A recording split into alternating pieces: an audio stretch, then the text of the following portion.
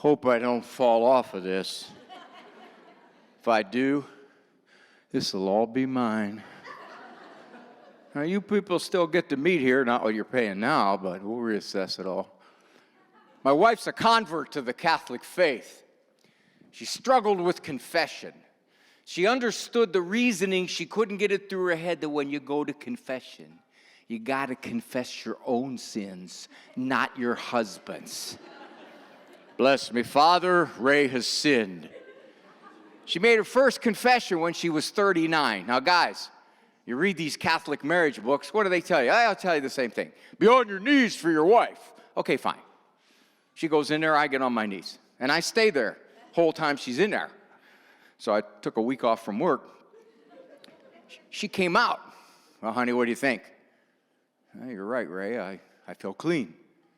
Good. That's good. So what'd you tell Father? I'm not telling you that. You can tell me. You're not bound by the seal. I'm not telling you, Ray. I figured it out. If you want to know what your spouse or your kid tells Father in the confessional, you kind of got to go in the back door. So, honey, what did you get for penance? If you know what they got for penance, right, Father, you can kind of reason backward to how rotgut they were. She said, I guess I could tell you that. Got a rosary. A rosary? It's not bad for 40 years of pagan muck. She said, with the stations of the cross at every bead. Oh, kind of wish you'd have told me that before I married you. I still got to kiss you. Then she asked me, okay, Ray, what do you usually get for penance? Me? Most of the time?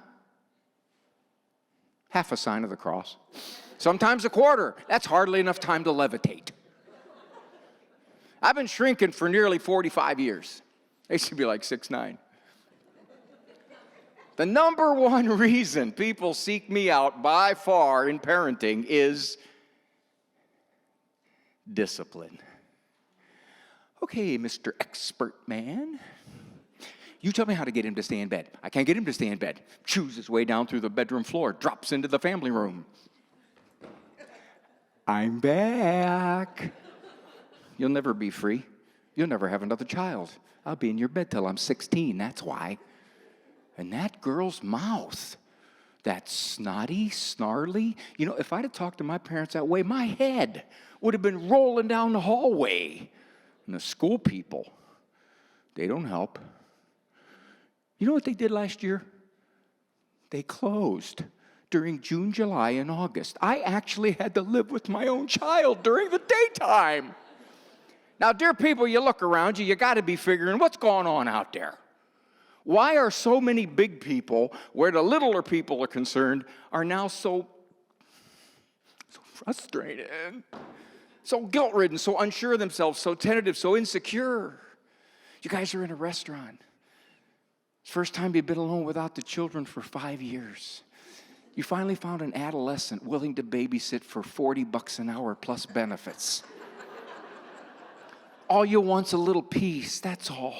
You look over at the door, you see me or the Herndons walk in with our 10 kids. Do you immediately think to yourself, is that precious or what?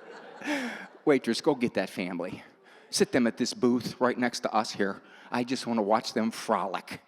Or do you think to yourself, dear Lord, how'd they get past security? And see, I submit to you, in modern America, most people think the latter. And by the way, some of you have more than your allotted 1.86 children.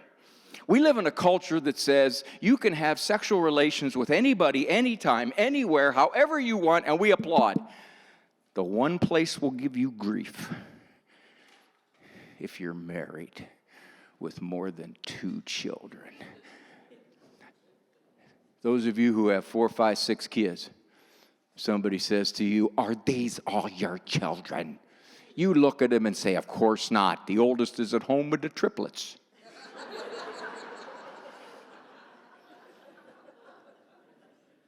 I think in the last couple generations, there's been some massive erosion of authority and confidence and peace and resolve among good people. People like you. Come on, folks. This is a Saturday. Spring's coming on. You're here. You're either loving, caring, faith-filled people, or you got no life whatsoever. And I've noticed the erosion among good people has been so pronounced, so dramatic. Why? Lots of causes. I'm going to share with you a big one. It's standing in front of you, me, the shrinks. I'm everywhere, crawling all over women's magazines, all over television, radio, putting out thousands of books and articles every year. Net message, what do you know? You're just a mother. You can stumble your way along. Hopefully you won't foul it up too bad. But you want to do this right, the psychologically correct way? Yep. Got to be state certified, congressionally mandated child development rearing psychomental international on Oprah. Specialist. Parents will say to me, help me. This discipline thing is tougher than I was ever prepared for. Help me. I said, I got the technique, best I ever seen. You want to discipline less, kid, grandkid? Simply do one thing. Lower your standards. Get them low enough, you don't have to discipline at all. I told you, quit doing drugs in the living room when we have visitors. You visit because you discipline because you love. You can't establish morals and character without it. I don't care how positive and affirming you are, and I don't care how big the stickers are on your sticker system, and how much iMessages you do, and how much win-win scenarios you set up. Without discipline, loving, firm discipline, hard to establish morals. You know why else you discipline, dear people? Because if you get accused of being too strict or standards too high, you compare yourself to those people out there, and you are the most kind, loving people those kids are going to have. If you don't do it, for whatever the reason, because you feel guilty, or you're afraid he won't like you, or your mother-in-law already thinks you are the biggest she-witch to fly the face of the earth, our children will be disciplined by a judge, a landlord, an army sergeant, a police officer, an employer. I shudder at this next one. A wife. Somebody's going to teach them. I'm fond of saying discipline without love may be harsh. Love without discipline is child abuse. Because that kid's going to get hurt. Those people will not stand for this. Now, I was 3 years old. I said this to my mom. I don't like you. She looked at me. Raymond, you're a little behind. Stopped liking you last year. That was back before you could psychologically smack parents around, you know. One of my kids tells me I don't like you, so what? I got 5 or 6 who do. Any given moment, I got a 50% approval rating. There's an interesting phenomenon that occurs in my office. A parent will come in, describe a litany of trouble about this long. Then they'll say this. I think I'm giving you the wrong impression. Overall, he's a pretty good kid.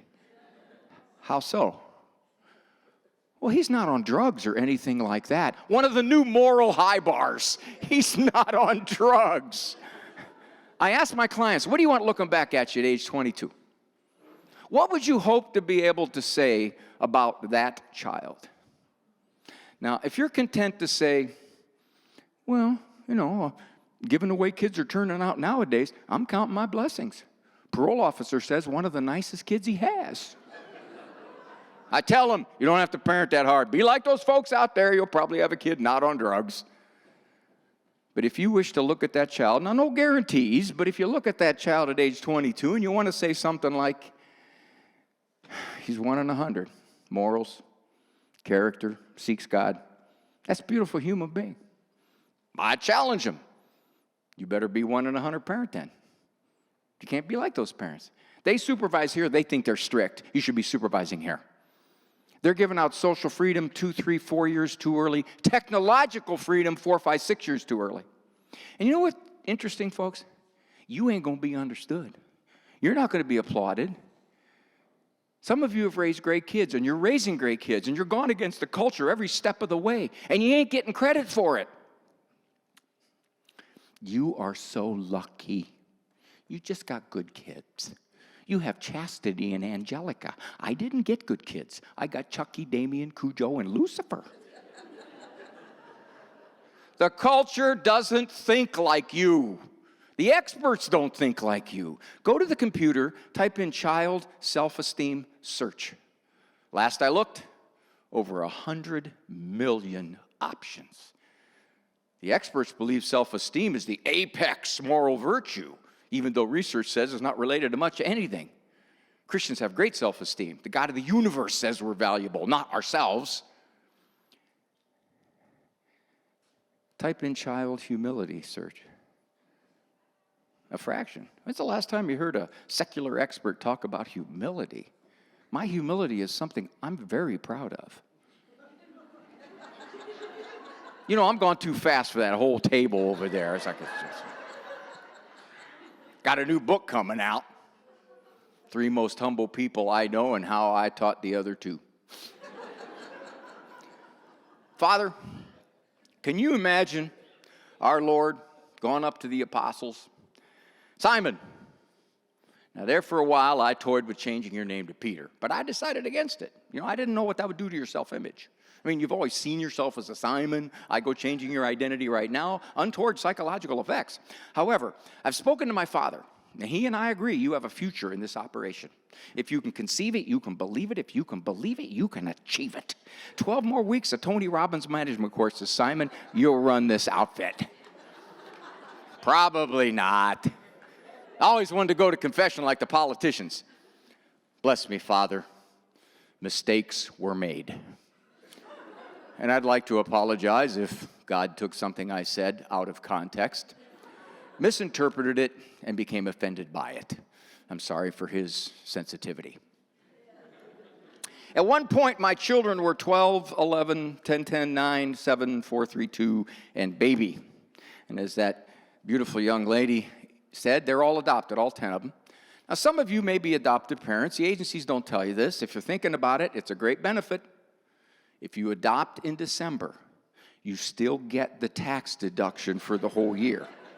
Pay for themselves that first year, then they start to eat more. My wife and I have had this ongoing conflict, ladies. I think you'll agree with me. First of all, my wife does not work for a living. I don't know what she does. You quote me out to know I was even here. I've seen what the woman does. I don't want any part of what the woman does. She'd take him to a grocery store. I'd go. If I was heavily sedated, I would go. You had to see it. Strung out behind her like ducks, you know, hands at their sides. Not allowed to touch anything. They would not deviate 6 inches either way out of a straight line the whole 2 hours they were in there. No, they wouldn't. Leg irons wouldn't let them. I got 3 white kids, 2 Hispanic kids, 2 biracial kids, 3 black kids. People would look at my wife. Some of them were pretty bold. Is some kind of club or something?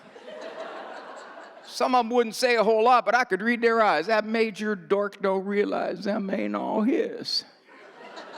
I suspect her, but I can't catch her.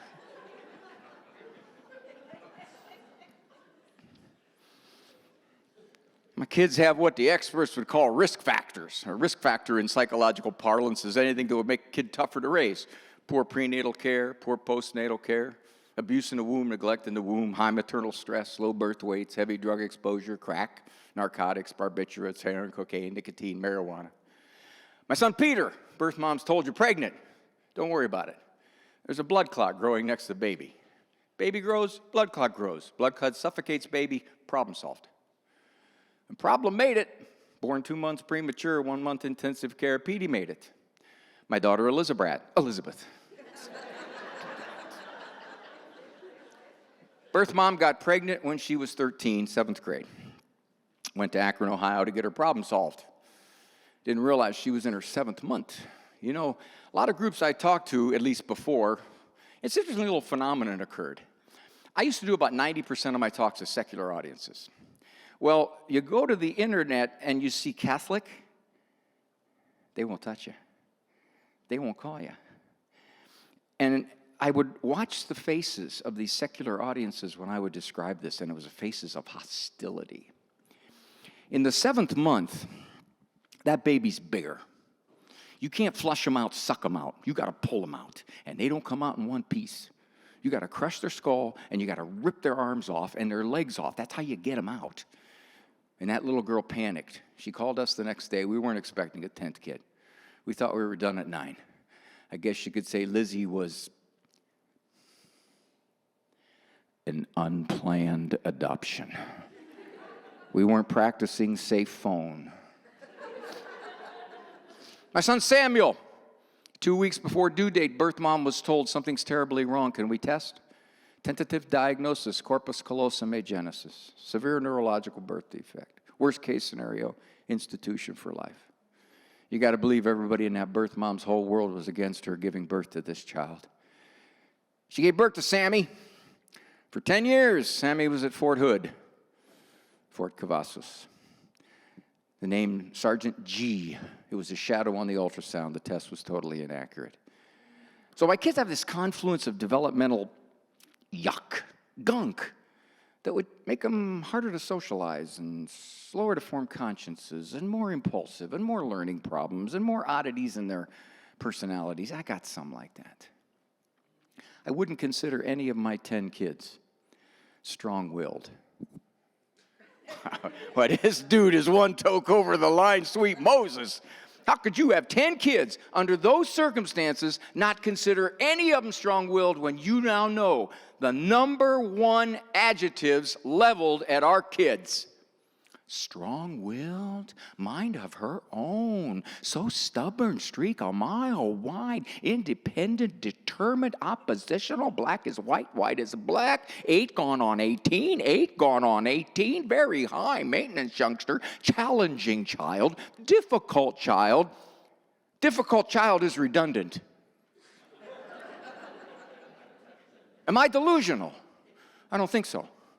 The strongest willed of my 10 kids is not stronger-willed than his mother. We got so many strong-willed kids out there. You guys, 10 kids. You know as well as I do, people gag when you got beyond number 3. Don't you have a television? You know how this is happening? Are you going to get fixed? I ain't broke. They can't fathom it. Why? Because their 2 are driving them crazy, but they don't realize that so much of it is in the strength and the calm resolve of the parent, as opposed to, well, I just got stuck with a tough kid.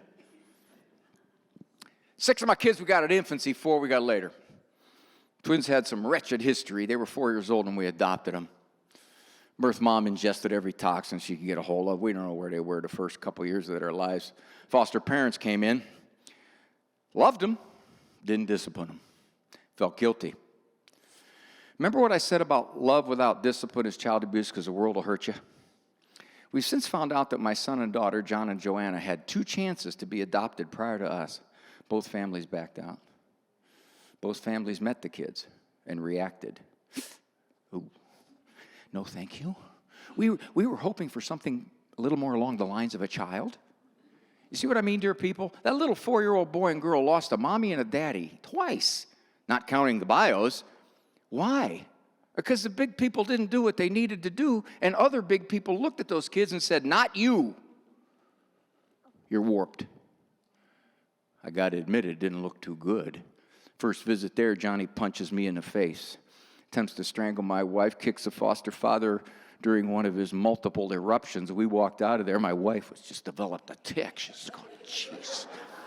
She said to me, Ray, we got to rethink this. I don't think the tax deduction is worth it. I said, honey, when you got 2 tax deductions plus the credits.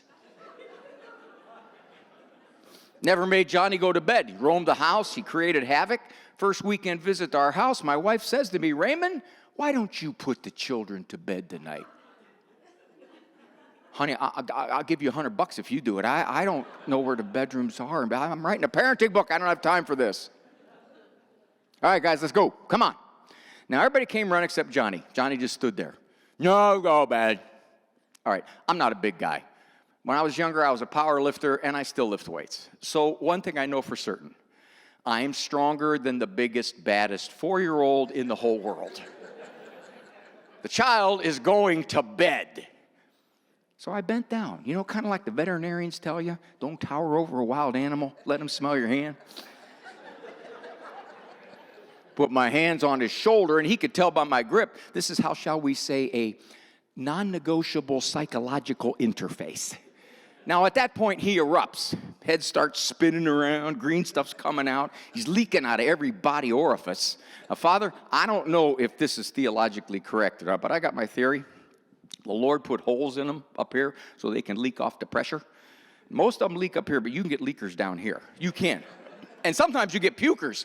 Now, the interesting thing about a puker is they develop out of it. You can't retain that skill. But wouldn't it be good if you did? He picks you up for your first date. You're not real crazy about the guy. And he says, can I call you again? And you don't say a word.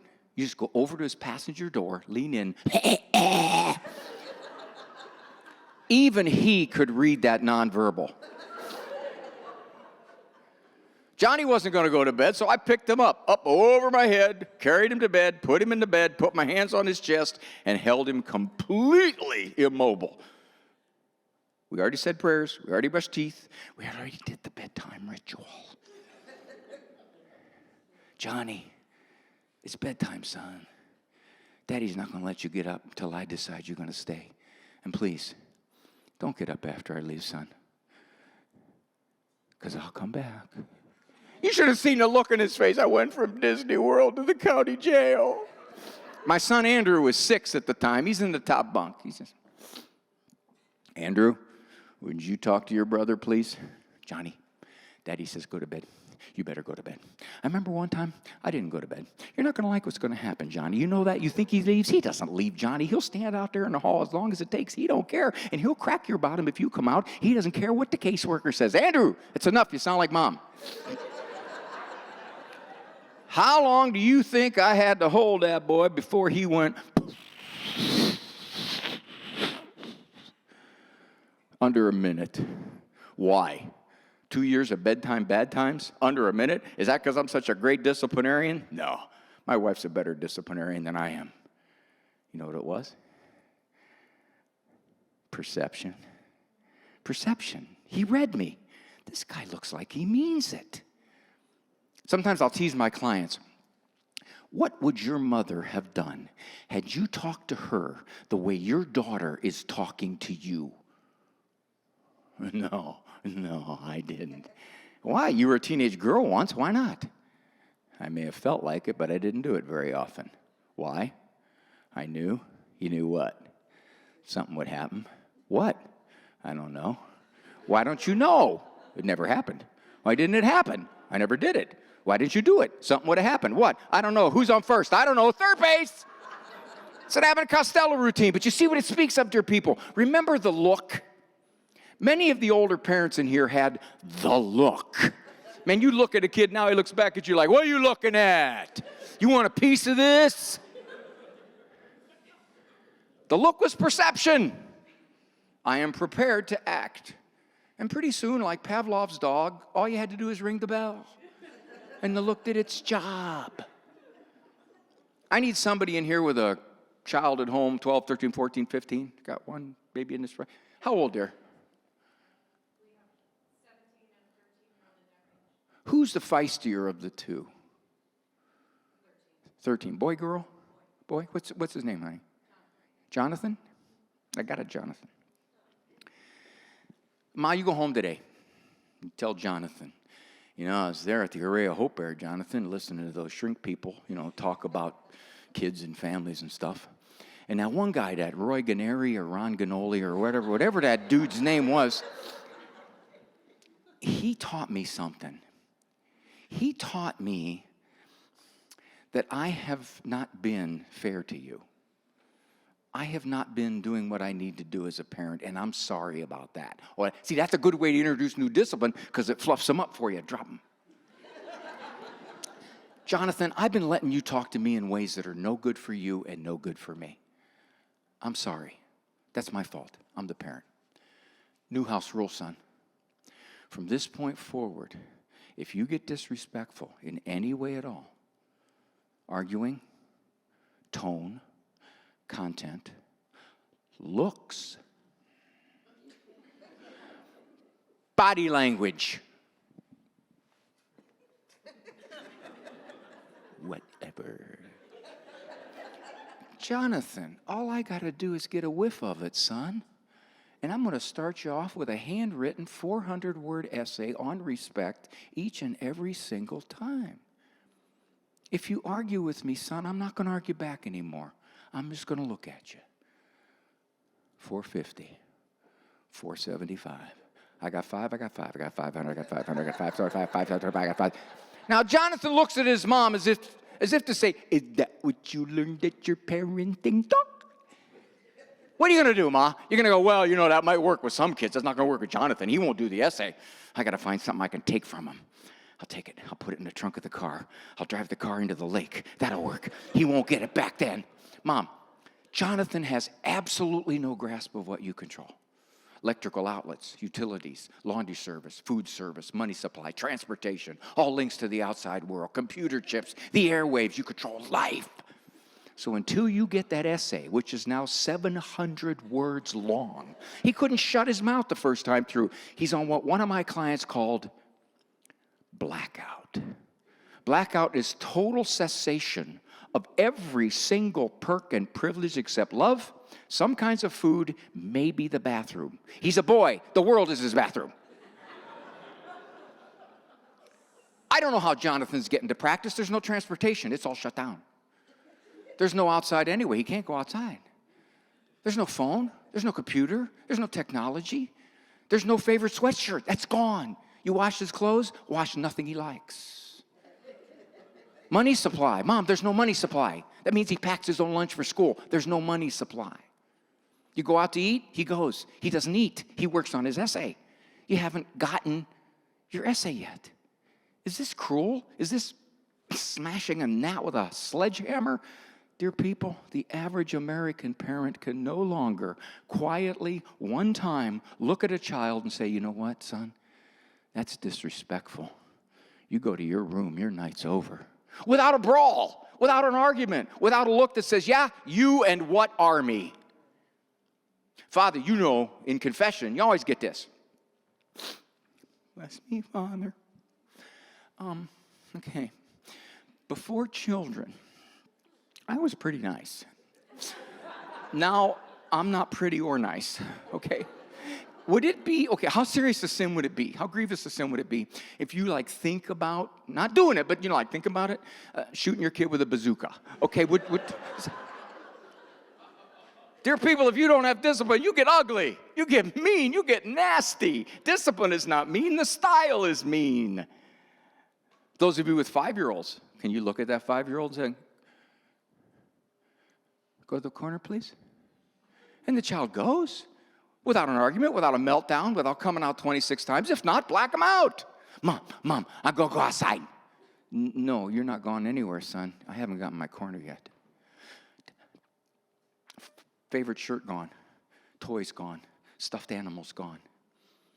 Friends gone. Go to grandma's house, he can't play. He still owes your corner time, which is double because he didn't go the first time. Chocolate sundae whiff of nuts, Mom. Chocolate sundae whiff of nuts. Okay, honey, we're going to drive through, get a chocolate sundae whiff of nuts. You don't. I haven't gotten my corner yet. This is not nasty, dear people. This is ultimately very kind. Because if you don't have that kind of quiet authority, you really get ugly. And you stop at 2 because you said, I wanted to have 4, but 2 is all I can handle. My dad dropped out of high school during World War II. He wasn't what the experts would call psychologically slick. Did his discipline work? About 50% of the time. That's sky high. Why? My dad loved me, I knew it. He meant it, and I knew it. When Pop said, Raymond, sit down, please. I'll tell you when you can get up. I sat down. I couldn't conceive of getting up because I did not want to see what was going to happen.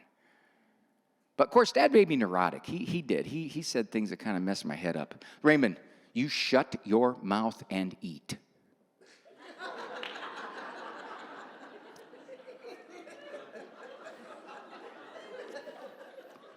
I'll teach you to backtalk your mother, young man. Come on, Dad, I already know how. I'll show you to hit your brother. Go ahead. You fall out of that tree and break both your legs, Buster, don't come running to me. We are a microwave culture. We want results. We want them certainly. We want them with minimal effort. How long is this going to take? I've tried everything with this child. Nothing works. Finally, I got so frustrated. I sent him next door to play and moved the family while he was gone. Along the way, we tried things that would have worked. Father, how often do you have somebody come into confession? Bless me, Father, for, well, I'll tell you what. Why don't you just bless me, okay? I really don't have any sins left. I mean, to give them my age, I pretty much conquered them all. I mean, how much time do I need to conquer a sin? 10, 15 years? That's lots. Or are you like me? Bless me, Father. Look, here's the list. It's the same stuff I've been telling you for the last 15 years. See, we're allowed to do that, but if the kid, after 27 visits to the corner, doesn't say, oh, Mother, I've been so blind. I see what you're saying. That's why you're the grown-up and I'm the child. It's all so clear to me now. Let's hold hands, sing Kumbaya around the campfire.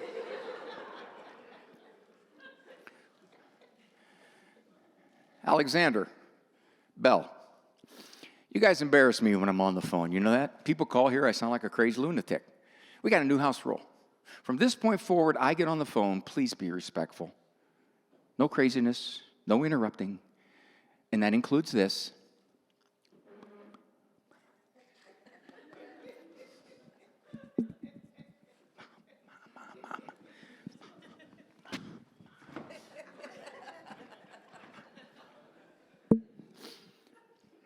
I'm going to excuse myself from the phone. I'm going to put you in your rooms for the rest of the call. If you come out, I'll ground you for the day.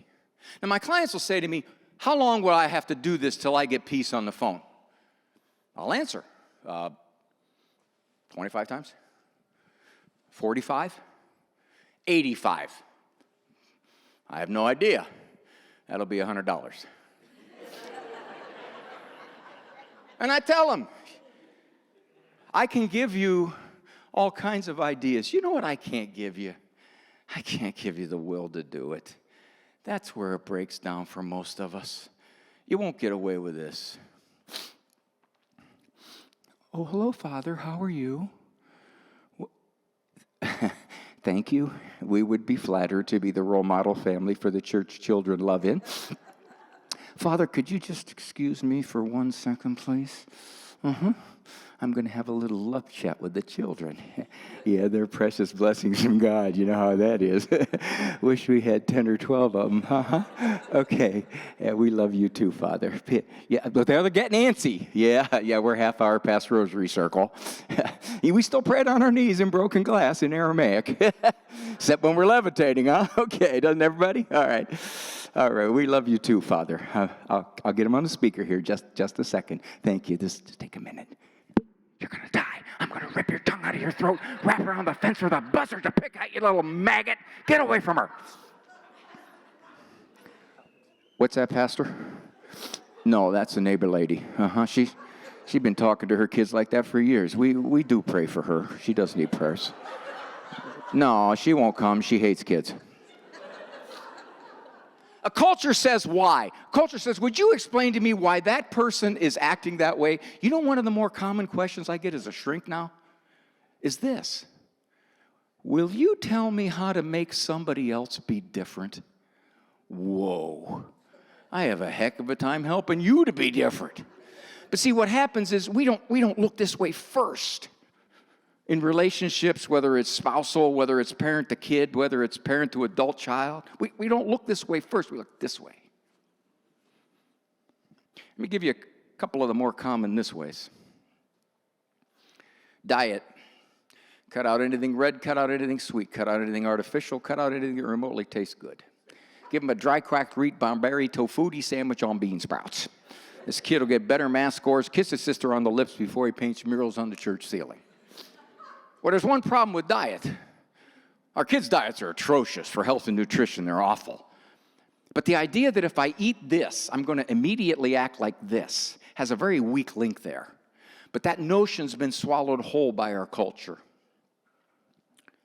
He went to that party last night. He had 3 Reese's Peanut Butter Cups, 2 cans of Mountain Dew, and a Kit Kat.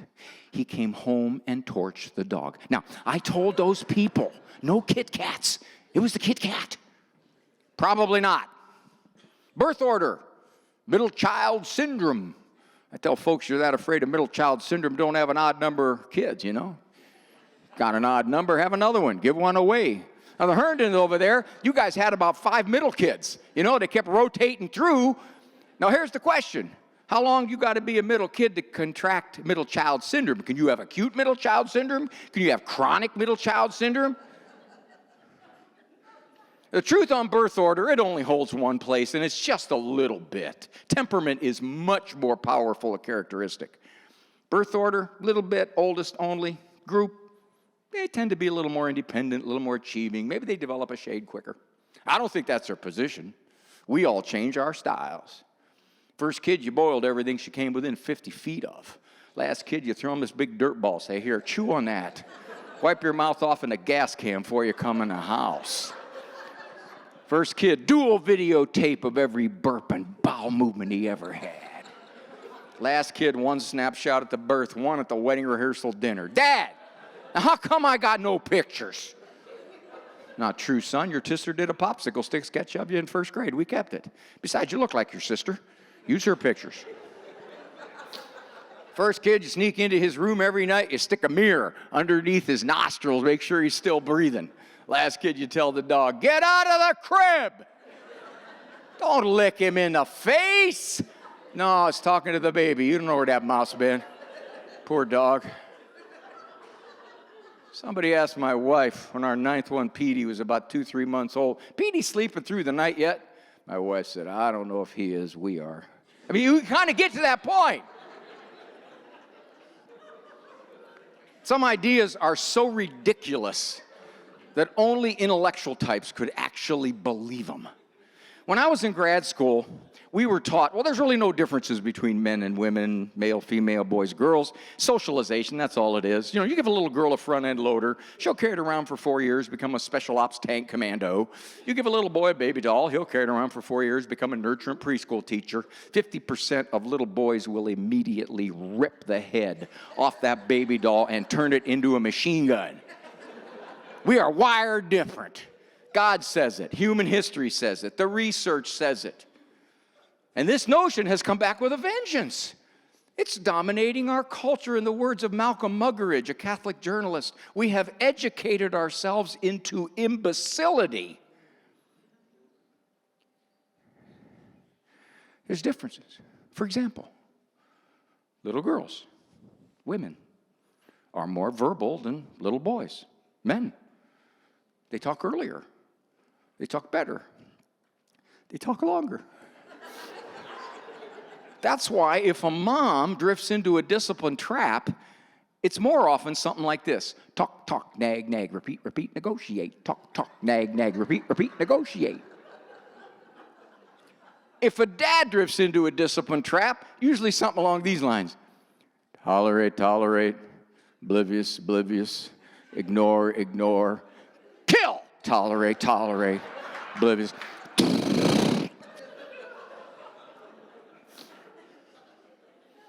You ladies are so observant. We don't understand this. How can you be so detail-oriented? You notice everything about everybody at all times, forever. To be used upon men who get to a point in our lives, if we notice our wives are out there, we get extra credit. Hey, guys, when's the last time one of our buddies did this to us? Yo, Rock, Max. So, you guys notice anything different about me? I've been alive a long time. I have yet to say to one of my buddies, Leo, cute top.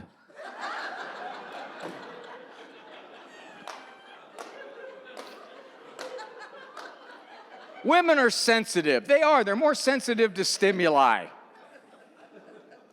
My little girls will come downstairs before Mass and do this.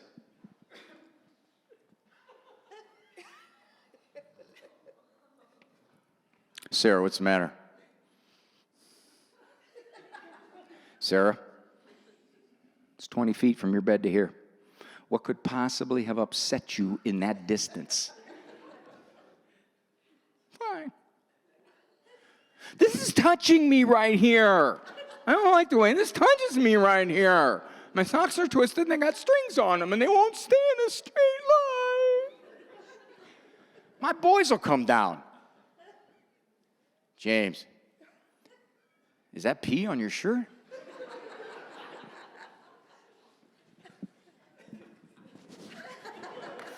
You see it now, Dad?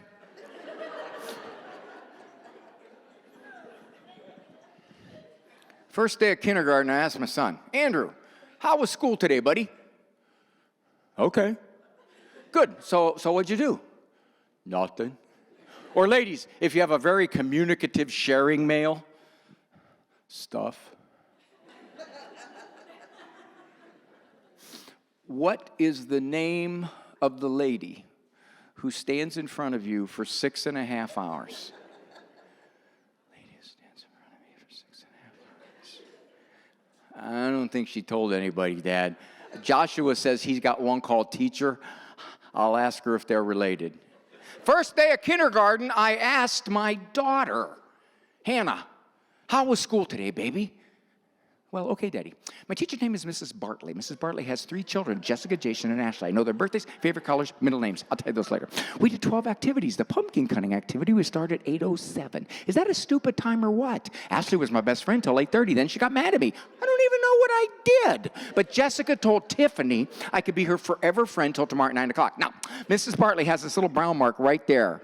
You can't tell it's there unless she goes over to the window and she sort of bends down, kind of like this. If she does, the sun comes through the Venetian blinds, off the clock, reflects through her bifocals, and forms a prism with a brown dot. Daddy, I don't think she knew it was there, so I figured time somebody told her. They both had the same teacher.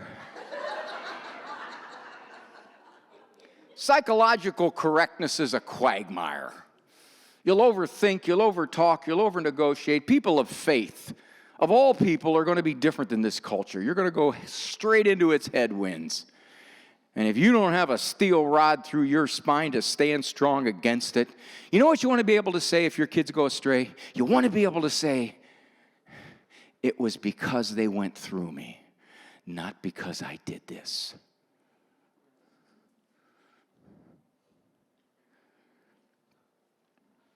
I know some of you have watched your children leave the faith. It's a generational problem that I believe has never happened in the history of Christianity. So many kids neglecting, rejecting, suspecting the faith they were raised in. And parents, especially moms, beat themselves up. I'm a failure.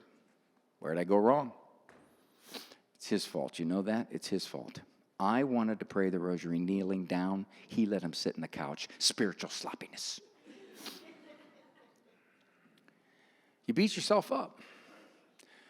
I'd like to take your guilt away, logically, if you let me. Yes, still pray for him. Yeah, you still want him to come back. But the flagellation is over. Please just answer yes or no to these questions. Is there a God? Christ God?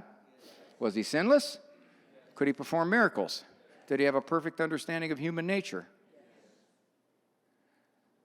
Could he get most people to follow him? Oh, you think you're better at this than the God-man. Can you do a miracle? Can you even do a crummy card trick? Our Lord himself couldn't get most people to follow him, folks. This is not a farm in 1880 in Peoria anymore. That's a culture that is seductively treacherous. It doesn't like religion. So if you're trying to raise your kids in a faith-filled home, keep in mind what you're going up against. My 10 kids are all grown now. Some of them are going to serve the church. Some of them probably going to serve time. I got one going to Penn State, one going to State Penn. My wife and I will never tether our peace to the decisions our adult children make.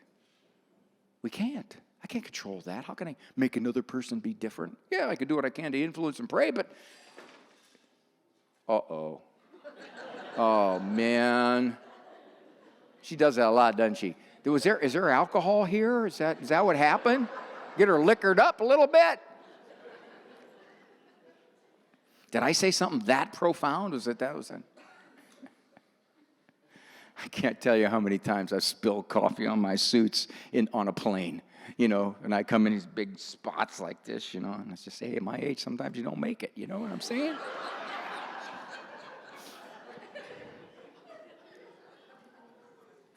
Gentlemen, I'm hearing something from the ladies I want to share with you because we've got so many guys in here. You don't typically get this many guys, not at all.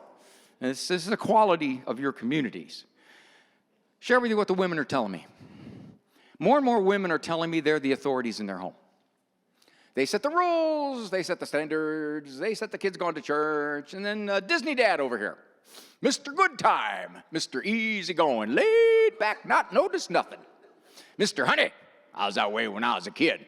I think I turned out pretty good. And the women are thinking, let's gather the relatives and vote. More and more women are telling me they're the lead authorities in their home. We guys are along for the ride. Do what your mother says. Do what your mother says. I do what your mother says. Everybody does what your mother says. Gentlemen, protect that woman. There's not a guy in here that would probably allow another human being to talk to his wife the way that child or grandchild is talking to his wife. Next time you see her locked into a battle with a kid, don't close your eyes in the Barcalounger, in the other room. Oh, man. If I didn't know better, I wouldn't know which one of them was a 9-year-old. Protect that woman. It's not just your mom you're talking to that way, or, as it were, grandma. That's my wife. You go sit down. I'm going to find out what she wants me to do about this. Well, you better get your lawyer to notarize permission to do that. And then I'm going to do more. I'll tell you what, gentlemen, if that woman feels protected by you, she'll feel very affectionate. Sometimes I'll give my boys a couple bucks. Go give your mother grief. I'll be right down. Hey, you know the definition of impending middle age, since it's coming up next week? It's when your wife gives up intimacy for Lent and you don't realize it till Monday after Easter. These guys are looking at me like, what's your point, man? We know when Lent is, January 3rd to August 28th. Father, when are they going to shorten up that church calendar there?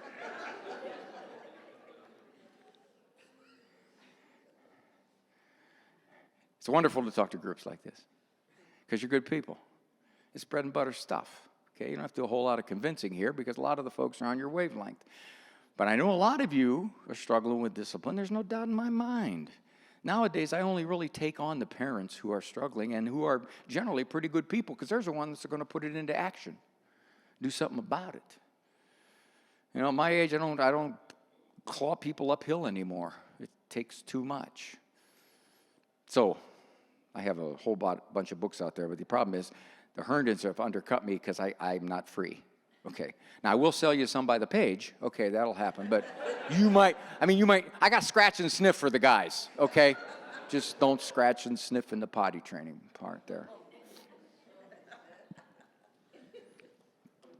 I'm about done. I'm a couple minutes short here, and I went longer than I thought. And given what Mario is paying me, he's lucky he's getting verbs. I'd like to close with this story, kind of celebrating the longer-term marriages here. Elderly gentleman and his wife were shopping. She bends over, she picks up a can of cling peaches. She tries to walk out without paying. Woo! Goes before the judge. What'd you do? Stole a can of peaches. How many in a can? 12. 12 days in the county jail then.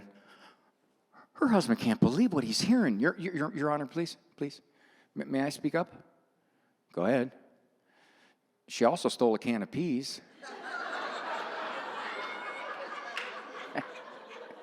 Thanks a lot.